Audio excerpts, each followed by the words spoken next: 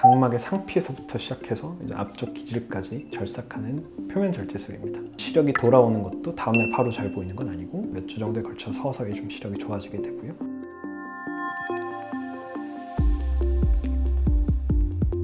안녕하세요. 안과 전문의 김준식입니다.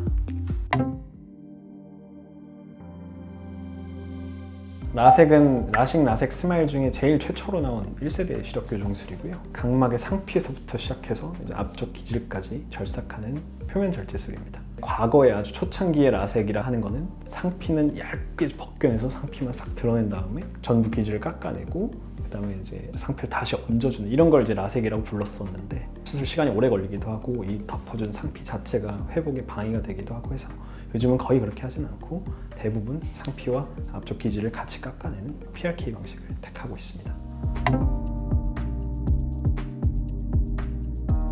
라섹의 제일 큰 장점은 각막을 소모하는 양이 가장 적다는 겁니다. 라식은 뚜껑을 연 다음에 깎고 덮는 거고 스마일은 레이저가 안으로 들어가서 중간층을 오려서 뽑아내는 방식이기 때문에 위층 두께랑 중간층 두께가 어느 정도 확보가 돼야 가능하고 라섹은 반면에 앞에서부터 파 들어가는 겁니다.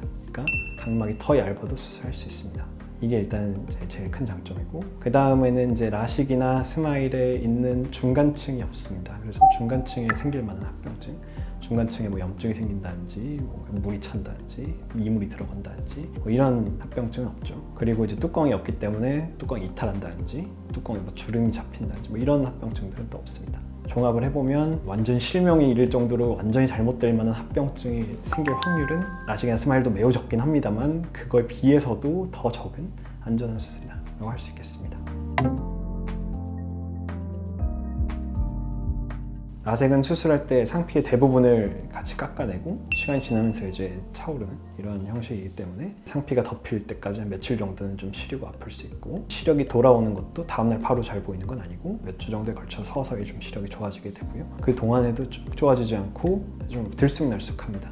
그러니까 상피가 덮인 이 정도나 이런 거에 따라서 잘 보였다 안 보였다 하는 경우가 아주 흔하고요. 그리고 이제 주의하실 거는 표면에 상피가 덮일 때까지 한 보통 4에서 5일 정도, 뭐 길면 한 일주일 정도 걸릴 수도 있기 때문에 초반에 한 일주일 정도는 눈을 너무 비비거나 부딪힐 만한 활동 이런 거는 좀 피하시는 게 좋겠고 수술하고 나서 한 달, 2달 정도는 이제 햇빛이 강한 날에 자외선 차단을 좀 해주시는 게 좋습니다. 수술하고 직후에 너무 강한 햇빛을 받게 되면 각막에 약간 혼탁이 남거나 할 수도 있기 때문에 그런 걸 이제 방지하기 위해서 수술하고 한 2달 정도는 자외선 차단 안경이나 선글라스나 자외선을 차단을 해주시는 게 필요하겠습니다.